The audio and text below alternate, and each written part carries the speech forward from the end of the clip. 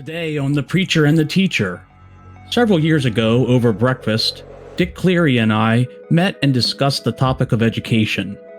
I can remember him explaining to me that a great educator is one in which combines a multitude of subjects into the one specific area in which they are teaching.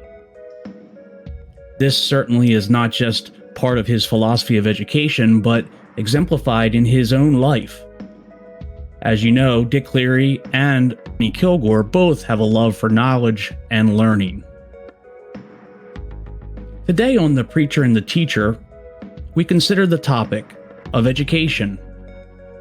Thank you for joining us, and as always, please feel free to share, like, and subscribe The Preacher and the Teacher posts here on YouTube. Good morning and welcome to another edition of The Preacher and the Teacher. And once again, I'm Lanny Kilgore and I am a preacher. I'm Dick Cleary, I'm a teacher. And we are here again to discuss some relative issues concerning life, religion, politics, and whatever else comes up in our minds, I guess. This morning, we're going to spend a little time here in this session talking about the enterprise of education across the board, both higher education, elementary education, and education as an endeavor of life. So to get us started, of course, Dick is representing here the aspect of being a teacher and spent all of his life in education. And he's currently still, although retired, teaching at two universities, college campuses, and continuing this process of education. So I wanted to start with this question of just exactly what is, in your opinion, Dick, what is the primary purpose of education? Why do we have education in the first place? What's its goal? Well, I think traditionally it's always been, and I think it still should be, the goal of trying to prepare the next generation to be citizens, to be productive citizens in our country. And it's not an easy task, but I think that's what the task of education should be. And just to press you a little bit more on that, so what exactly is a productive citizen? Well, What does that look like? Well, first of all, I think one thing it looks like is that a productive citizen is not only someone who is economically productive, but also understands the history of the country, understands the nature of our governing institutions, understands how our country works politically and how it functions economically, and also the role of various what we might call institutions like the church and so on, the role that they play in our culture. I think a well-educated citizen has a broad understanding of all of those aspects of culture. And I think you would probably say that and agree that at least until recent times, we've been very fortunate here as a country with the education that we are able to offer people. I know I had a rude awakening when I first started going to Honduras to learn there about just how many people, they don't even participate and can't afford education. Yeah. And they're very illiterate. So I guess the real question is, so how well do you think we're doing these days in terms of preparing young people to assimilate into a productive stance in society? Well, we're not doing as well as we should be, but I think any assessment of that, of how well we're doing, has to look at In other words, I don't think there's any one overall answer to that question. That there are communities and schools that are doing an excellent job still, and there are some communities and schools that aren't doing a good job, that are failing, and they're failing their students. And but on the other hand, like I said, I think that there are many schools that and communities that are still trying hard to maintain a high standard of education, high quality. Now you get, as a college professor, you get to encounter the products of public education, elementary education. So, and you've been teaching for quite a few years in doing graduate work. So what, I mean, I've heard people say, college professors say, well, these students come in here, some of them can't read, they can't write. Has that been your experience? What kind of product is our education system turning out here? Well, to some extent, you see, there are always students that you encounter that you wonder why they came to college. They would have been better off if they had gone maybe into the workforce for a couple of years, or gone into the military first before they came to college, because they needed to mature a little bit. There are others who got a terrible preparation in their secondary schooling. It's true they can't read or they can't write very well. But the biggest problem that I've encountered, first of all, let me say that most of the students that I've had have been very good. They do a wonderful job, and they've been well prepared by their schools. But the ones who often struggle because they've never learned how to study. They've never learned the discipline of preparing themselves for college level work. And they seem to have the attitude that as long as they've heard the material from the instructor, perhaps in a class lecture or something, as long as they've heard it, that's good enough, and now they know it. And then when it comes time to assess that knowledge, to take a test, they're adrift because they don't know it. They don't really know how to study. And that's, I think, the biggest problem that a lot of students face. I seem to remember reading one time that genuine education is a process of change, in the sense that if I truly learn something, it changes me. Mm-hmm. It sounds like what you're saying is that some of these students don't get the change part. They think that it's just about hearing something, right, rather than assimilating it into my mind, and the way I behave, the way I think now has theoretically changed because of what I know. Yeah, well, I think that's part of it. And another part of it too is that there are colleges especially have so many distractions. There are so many other things that students do with their time that they unless they are very highly disciplined, they don't really devote the time to preparation to their academics that they should be. That's what they're paying for, but the other things take up a lot of their time. Well, we've talked a lot about this over the years, but as soon as you say that, it brings to my mind immediately the role that sports plays on educational campuses nowadays. And you used to be a coach, right? Yeah. So what comment would you have? Is sports? Is our interest in sports compromising and killing our educational our goals? Well, I think extracurriculars in general are very valuable. They a lot of young people, especially at the secondary level, a lot of them would not even stay in school if it weren't for athletics. So, or any extracurricular. So they provide a very beneficial training. It's not the same as classroom education, but it is education of a sort, and it's a valuable education. They learn a lot about life. On the other hand, I do think that in some cases, extracurriculars have sort of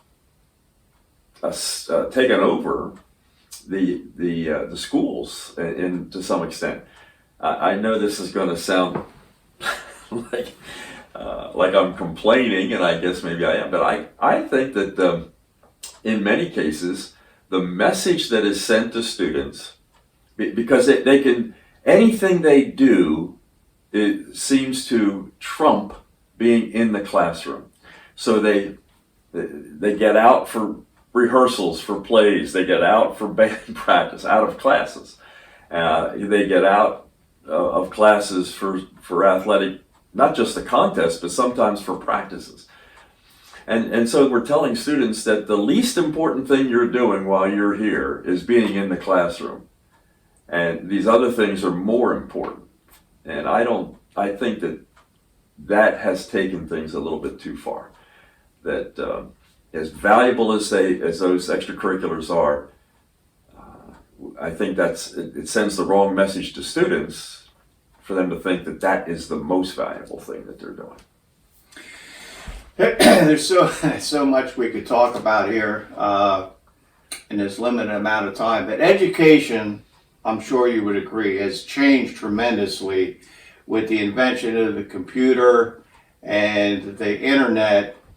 How has we've gotten away some from textbooks?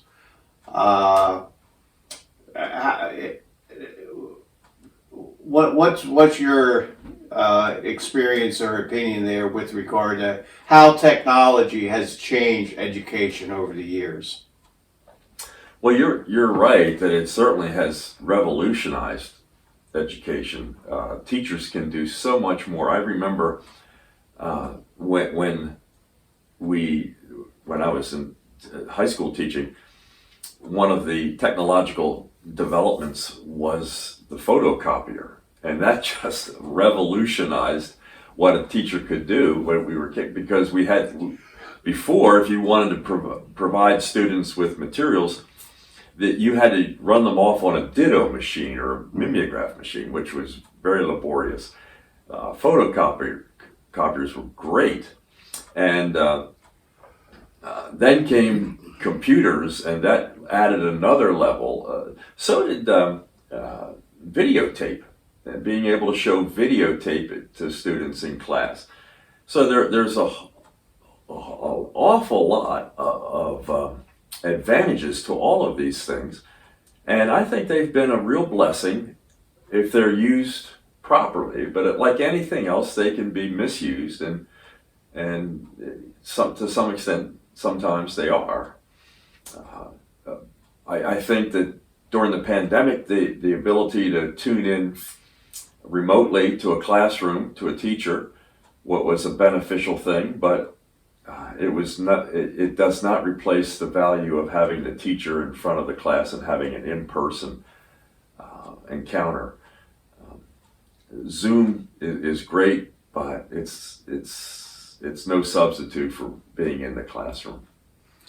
So, yeah, this is a huge current topic, at-home learning and virtual learning. It doesn't replace the classroom, does it? No, I don't think so. I don't think and I think that studies are showing this, that students have really, if you're a highly disciplined young person, you can benefit from Zoom if you can't be in the classroom. But so many students, young people especially, just don't have that discipline. So there's so many distractions at home and nothing to keep them on task that they just don't learn nearly as much as they would had they been in the classroom under the instruction of a teacher. in many ways, I guess, could be said that the classroom is a microcosm of society at large. We live we live now in what many have called a culture of violence. It's carried over into the schools now with regard to the shootings that we've had and violence. And I just saw on the news this morning that I think it was in Millersville, somebody was shooting a BB gun at students on the campus. And I talk to teachers, talk about the challenge of discipline in the classroom. How has that changed over the, and what do you think has precipitated this? Why is it that so many teachers now say that it seems like their primary job is not to teach, but to be a babysitter and a disciplinarian? Yeah. Well, if I had the answer to that, I'd probably be writing books and giving lectures somewhere. But I think that part of the problem is the breakdown of the family. That when the family loses its coherence, when moms are trying to raise children by themselves, often there's the young people just are not as disciplined as they would have been had the family been intact and had there been a father figure there to enforce discipline. So students grow up and no one is able to tell them what to do. No one in the family tells them, this is how you have to behave, and no one makes them behave a certain way. Then they come to school and a teacher tries to tell them to behave and how to act and whatnot, and what's acceptable and what isn't. And they don't want to hear it. And they haven't had that kind of structure in their life before, and they're not going to put up with it now. And so they become disruptive and disrespectful. Sometimes they become violent. And so the schools have a real problem. If it's just one or two in a student body like this, then the school could handle it. They used to be able to handle it. But now it's more than that. And it creates a real problem. And it's causing a lot of stress. And we read about schools having trouble keeping teachers now. Teachers are retiring early, or they're moving on to some other line of work. And one of the reasons for that is they just can't put up with the stress any longer. They went into teaching idealistically, thinking that they were going to help kids, they were going to teach kids were going to learn, and they find out that unless they've got classes of highly motivated students, if they've got students who come from problematic families instead, then that they're not achieving what they had hoped to achieve. They're very disillusioned and they want to get out and do something else. It almost seems like it would be, if it could be executed, it almost seems like it'd be productive to have a class on discipline and teaching these kids what discipline is at different segments as their education. Like, I know first year I went to college, I had to take a course in my freshman year on how to study. Right. Because that helped prepare me. So I'm wondering if we should introduce a course on how to behave in kindergarten, first grade, and again in sixth grade, and again in eighth grade. Well, the problem is that unless the kids are getting that at home, the schools aren't going to be able to teach it, or at least they're not going to be effective in teaching it. Yeah. It has to start in the home. People blame the schools for a lot of the troubles that we see today, but it's the problems really are reflective of what's going on outside of the school, what's going on at home. And if the home life is not stable, if it's not healthy, then there's not much schools can do to change that. So, and this has been said, it really is education really is a partnership between the public institution and the home institution. Right. And it takes both. If you don't have a good educational institution, parenting can only do so much. But at the same time, if you don't have good parenting at home, the institution can only do so much. That's right. What advice, and I'm sure you over the years had many parent-teacher conferences. Mm. So what advice would you give? I mean, you can look right into the camera as if you're talking to parents here. What advice would you give parents concerning their child's education? Well, I think the best thing is to be involved, to know what your child is learning in school, and take an active role in, in making sure that your child is doing homework. And if they aren't doing homework, then contact the teacher and ask, is it because homework isn't being assigned, or is it because my child just isn't doing what they're supposed to be doing?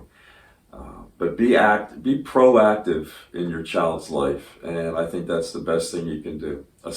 Second to deeply loving your child. I think that's the best thing you can do. That is very, very good advice. And well, actually, just about out of time. I'll just add one thing to that, if I can. I think that another thing that parents can do to help their child's education is to model learning. If parents are reading or taking courses or sharing things they learned, you have to create an educational environment also in the home. Even watching educational shows on TV together, that kind of thing. So it's very good, very true. Well, this is a broad subject, and we just scratched the surface here, but we're out of time. So once again, I want to thank all of you for taking the time to listen today. Hopefully you learned something, and if you do have children in education, I hope it's going well for you and that it'll be a positive experience. So don't forget to like or subscribe to our podcast, The Preacher and the Teacher, and we hope to see you again soon.